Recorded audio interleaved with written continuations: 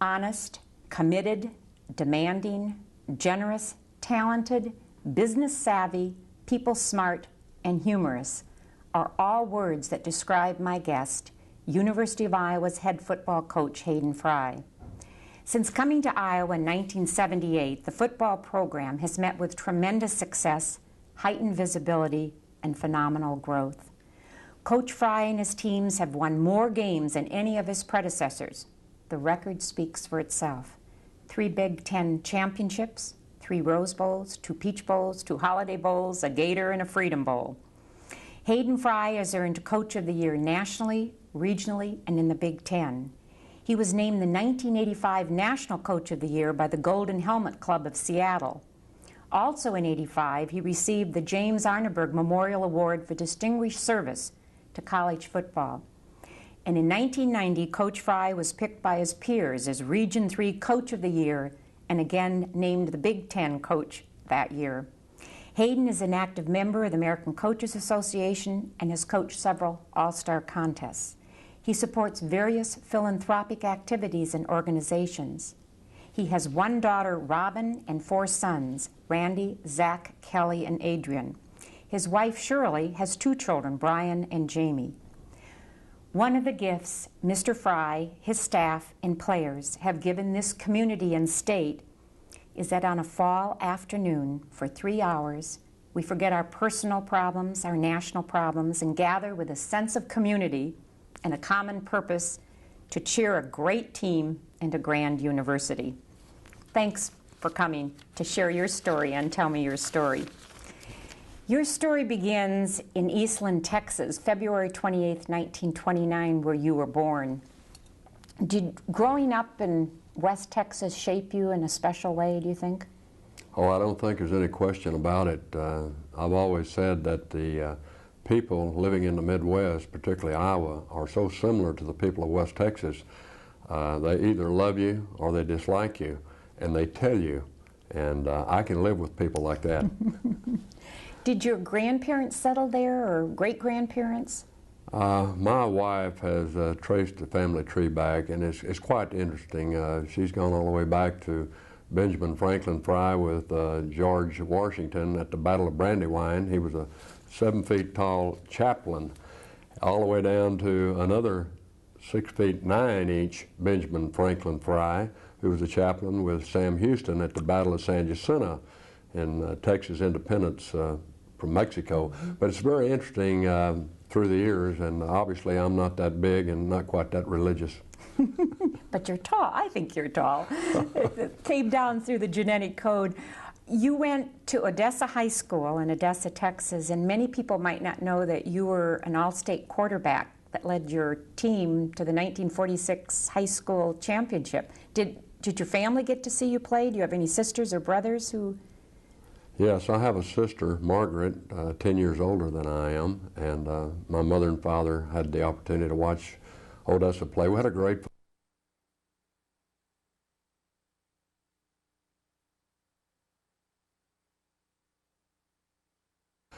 San Antonio, Thomas Jefferson. We played the ball game in Memorial Stadium in Austin, Texas, the University of Texas Stadium, and before a record-setting 46,000 people, and this was back in 1946, and we were a little city of some 9,000 people, and to defeat Thomas Jefferson with Kyle Rote and Sonny Knight and other players that went on to become great professional football players was a great achievement, and that, much like Hawkeye football, helped bring the community together.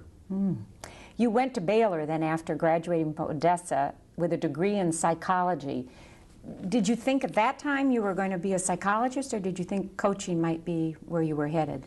Well, I've always loved to study people, why people do or do not do various things, the motivation, the sensitivities of people. At that time, before I did work on my master's degree in behavioral psychology, I thought I'd be an arbitrator. I thought I'd go with United States Steel or some big corporation and try to help the union settle the disputes and make the work environment better for people. Then after Baylor, would you go to the Marines?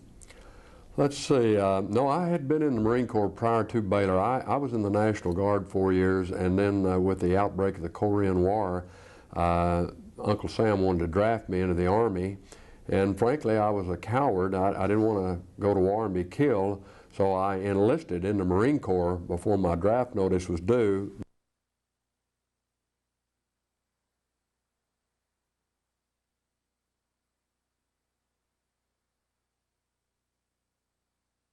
Disciplinary type of thinking in the organization that I apply in athletics. But after that, I was a high school coach and then went to Baylor University as a coach.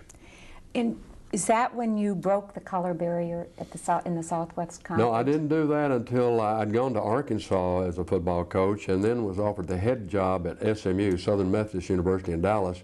And that's probably something I take more pride in than anything I've ever accomplished. I was responsible for giving the first black athlete a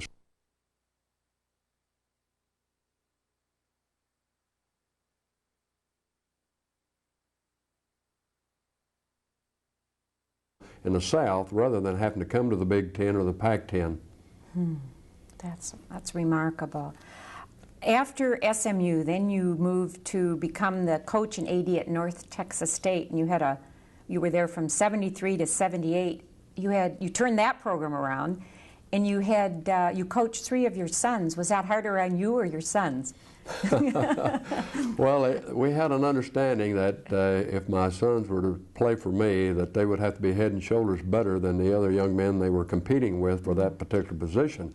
And as my number 2 son, Zach, told me, he could have attended Notre Dame or Ohio State or any of the famous schools at that time. Why did he select North Texas State? And he said, well, frankly, Dad, I think you needed me more than they did. That's a great story. And he was telling the truth. And he did well, I'm sure. Well, it was wonderful having the opportunity to coach 3 of my 4 sons. And the 4th one, number 4, Adrian, was probably as good, if not better than the other. But he didn't play football in college. He did play in high school. I see. Well, what went into the decision? Here you were down in Texas, your home state, where you love. What was the decision like to come to Iowa, a program that had needed massive rebuilding and had very little name recognition outside of the state?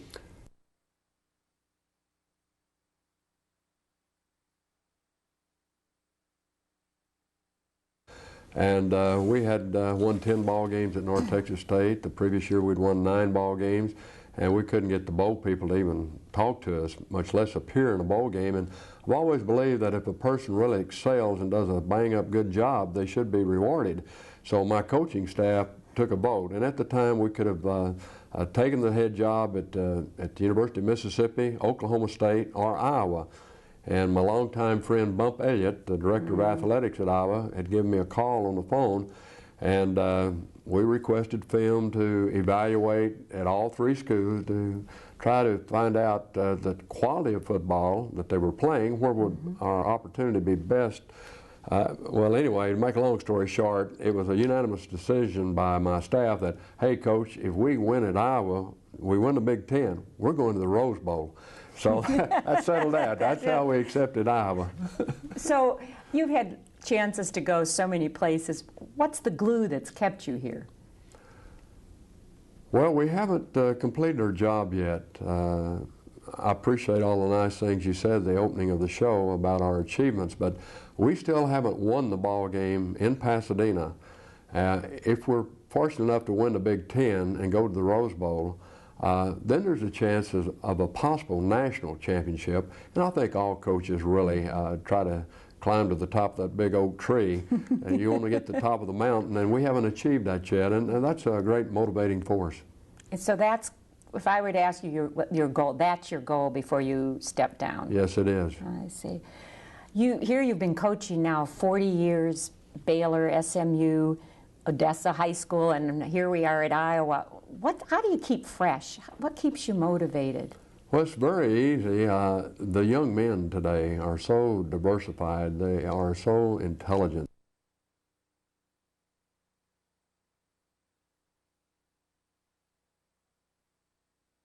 The independence in their thinking I find it refreshing each day to go to work, to be associated with these young people. We have to find ways to challenge. We have guys line up as a wide receiver that are biomedical chemists. We have people majoring in physics or some type of technological. I couldn't spell the words, and here we're trying to motivate them to give their all as a football player. So we have to design and be creative in regard to the type of pass patterns they run based on where the defense lines up. So their mind has to be operating, otherwise it's not a challenge for them. What do you view as the most fundamental changes in when you started coaching into 1992, where we are right now in football? I would say fundamentally we're very much the same. People in all phases of life love to tinker. They like to explore, or we have a lot of people on campus here, as you know, they call it research. Regardless of the terminology, football can be improved on, but the fundamentals of the game, the blocking, the tackling, throwing, and catching, that really hasn't changed. But we now have much larger physical bodies playing the game. We have much more intelligent young men playing the game, and therefore I think it's probably at its peak from an entertainment standpoint. You bet. I love it. What do you think, or what do you view your greatest strengths as a coach? Probably my ability to surround myself with outstanding assistant coaches and the qualities that I look for in the recruitment of the student athlete. We don't necessarily get the finest raw talent, but we get a combination of young men that are motivated to be top citizens as well as outstanding athletes. And with my assistant coaches, I've just been blessed with great people. I'm not talking about as coaches per se, I'm talking about a coach that's interested in the development of the total young man rather than just as a football player. Yeah. Looking back over your years at Iowa, what are some of the most special times that you've experienced as a coach? Well, I've been extremely fortunate in my career, and I was just a small part of it because I was in the Marine Corps as a football coach in high school, at Baylor, at SMU, at Arkansas, at North Texas State. I've been around so long, specifically at Iowa. Perhaps a defeat was instrumental in turning the program around when we lost to Oklahoma, one of the great football teams, but only by a couple of touchdowns real late in the ball game. And our team received a standing ovation even though we had lost the game. And I recall the shock of the players in the locker room when I admonished them, because they were all slapping one another on the back and jumping up and down. They were so thrilled. And I had to explain to them that the mission is to win. And frankly, changing the entire environment with the news media, the professors, the student body, so that the young men knew that they had to earn the right to be patted on the back. That's great. What's the best advice you've been given over your lifetime? Somebody give you some really good advice? Oh, gee, I've had so many wonderful people involved in my life, and I'm a historian in that I love to go back and study all the winners in the world, going back to George Washington, Abraham Lincoln, Winston Churchill, right on up through athletics, and try to really pick out the criteria, the characteristics that make up a winner. Most people, it's rather humorous to me that most people just assume that people know how to win. They don't. And so we have what I call an accelerated course on winning. And before we ever draw up a football play or a defense, we talk to the young men about how to become winners in life, knowing that football is just a small segment of that. But if they can learn how to be winners in life, it'll carry over to the football field, downtown, in the classroom, etc. And it's amazing, because I don't know very many coaches that actually take time to do that, but that's our main course and the main reason that we win. So you've kind of studied Benjamin Franklin too. You've got that That's name right, in your that's family. Right. You know, you're a hero to the young and the not so young in this state, in this community, do you have a hero yourself? Is there somebody in your life that you've kind of felt that was a hero to you? Probably too many for the show. Too many. I can really find something good and something that I really admire about anyone. Mm-hmm. I really can, and I look for those things. Just as I look for problems. I look for major problems, because I think when you find a major problem, you have a great, great opportunity to accomplish something major. Mm-hmm. And in people, the people that really are having the most difficult time are the people that I put most of my time working with, because the other people don't need my help. And to pick out one person, I guess Jesus Christ would be the foremost in anyone that has religious beliefs. Mm-hmm. But related to football, probably Coach Frank Brawls.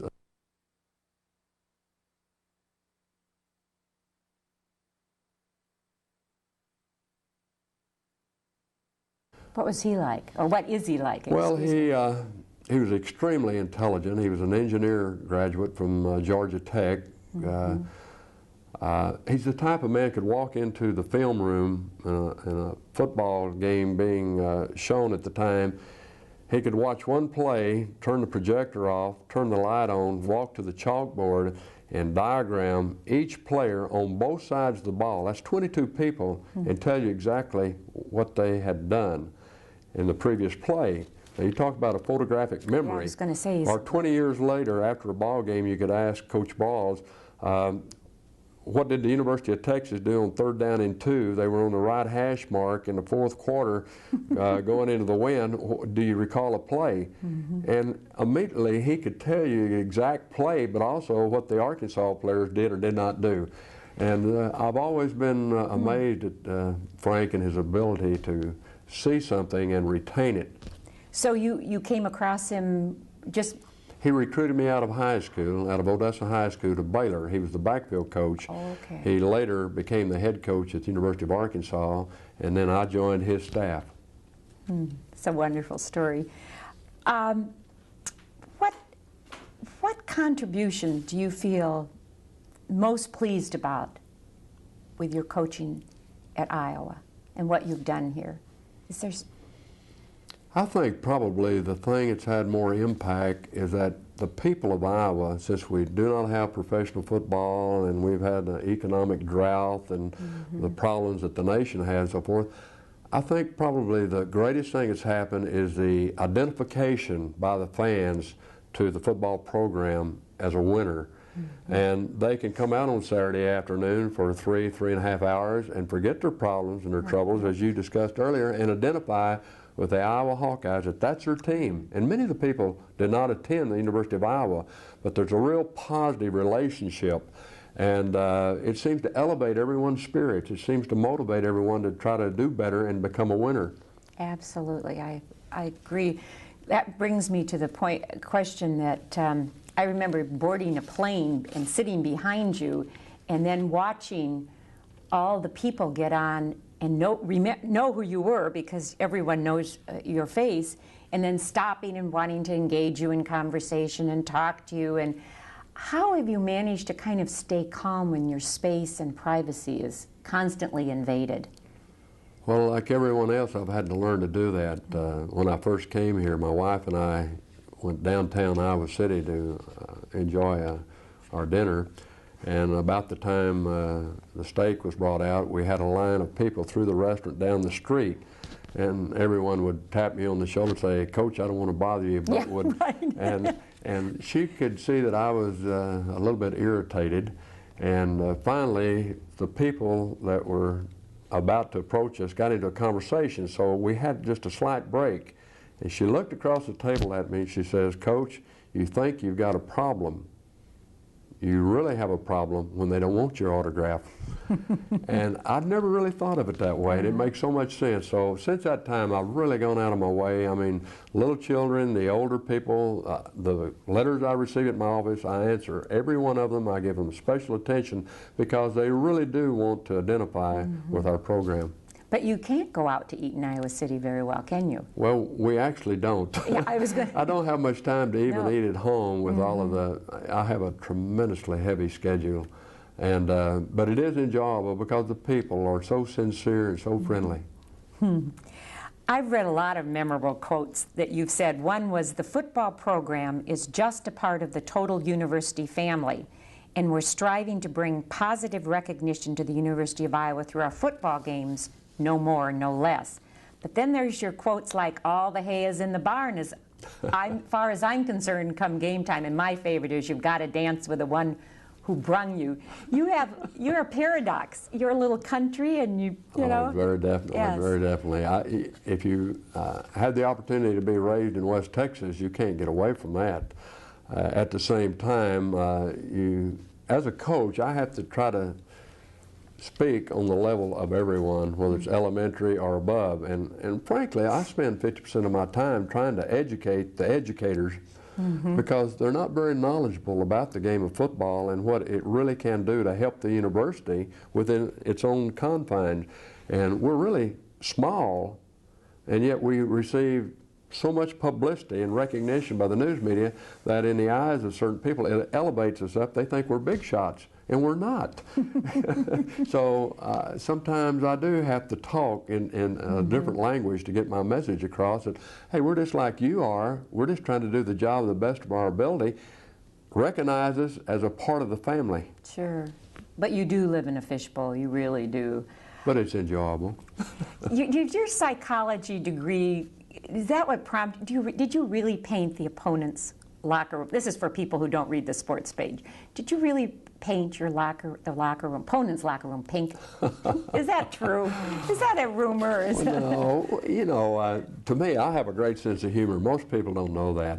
But if I could get a coach like Bo Schembechler, bring the University of Michigan in here, we're going to be on national television. We're #1 in the nation, they're #2. I'm looking for all of the ethical edges I can get. And in my mind, there's not anything wrong with painting the visitors' locker room pink.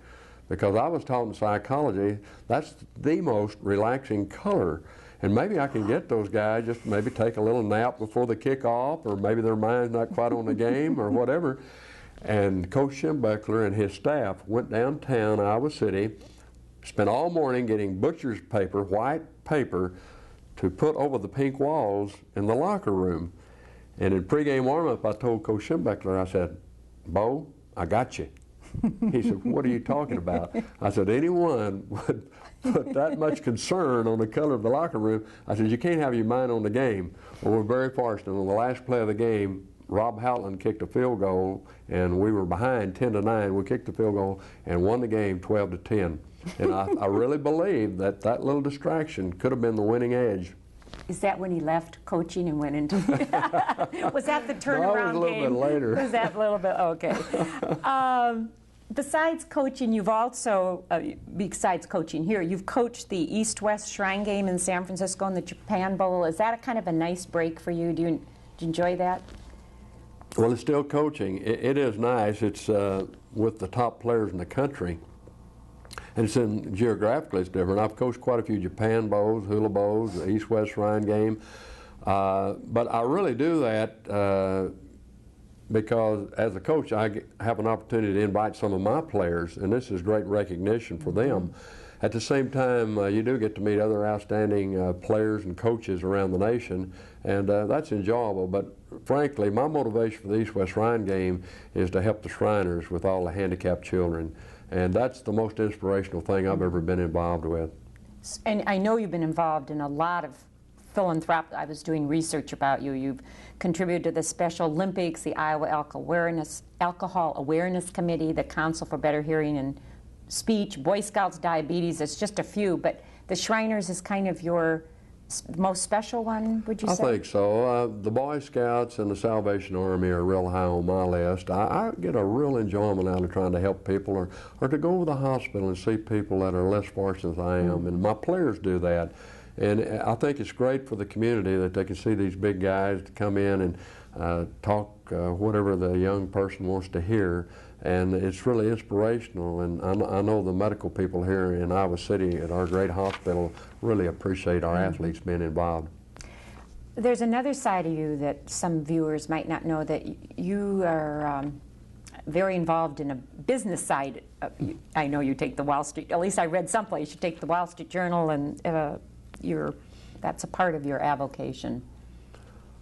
Frankly, I'm very diversified in a lot of things. Making money happens to be one of them. I grew up in the oil patch, and you might enjoy this. I used to roughneck in the oil field with President Bush, and watched George accumulate things through the years in the energy business. And but I have a lot of hobbies. We have cows, horses, things of that nature, and so forth. I just sold all the cows. We had a feeder lot, but this is something, if it's just for 15 minutes, that can take my mind off of all of the things that go on in intercollegiate athletics. It's enjoyable, it's relaxing, and once I retire from football, I'll have a lot of different challenges, and I'm sure part of it will be the financial world.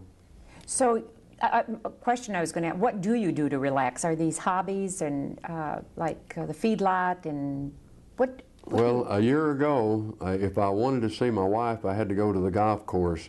And as old as I am, I took up golf. And I haven't had a chance to play yet this year. I played several times last year. I think it's just great. I think it's beautiful. The environment on the golf course is so relaxing and beautiful. And of course, I'm a little dangerous hitting the golf ball. But how do you get away from people? I mean, do you find a place that you can be anonymous? I haven't found that yet. You haven't found that yet? Well, good luck. My last question is, are your children all still in Texas? Did they all settle in Texas? I have 5 in the Fort Worth, Dallas area. They're all doing very well. I have one that will become a veterinary doctor beginning this year. She has been accepted to med school. Great. And all the rest of them have graduated and are through school and in their own businesses. In Texas, or all scattered? 5 of them are in Texas, and then Jamie, my youngest daughter, Shirley's daughter, is graduating from the University of Iowa, and she'll go to veterinary school. Oh, she's wonderful. Well, I wish you well on your golf game. It's going to take more than that. Yeah. I appreciate you coming today and telling some of your story. Thank you. Thank you. My guest has been the University of Iowa's head football coach, Hayden Fry. With determination, consistency, discipline, toughness, professionalism, and a sense of humor, Coach Fry has led the Hawkeyes through their most successful era and has helped shape Iowa's football program into one of the best in the nation. A native of Odessa, Texas, Hayden Fry's reputation is that of one of the top coaches in the country. He has received many honors from his peers and has been named Coach of the Year nationally, regionally, and in the Big Ten. Coach Fry has worked with such diligence that the Tiger Hawk, which symbolizes Iowa football, is now one of the most recognizable logos in college sports. National recognition, network television exposure, and financial rewards are all byproducts of his successful tenure. A coach, a businessman, a husband, a father, grandfather, fundraiser, colorful speaker, philanthropist, a little country, and sophisticated. Coach Fry has given the university, the local area, and the state of Iowa a reason to cheer. We are grateful and fortunate that Hayden Fry chose to work and live in this community.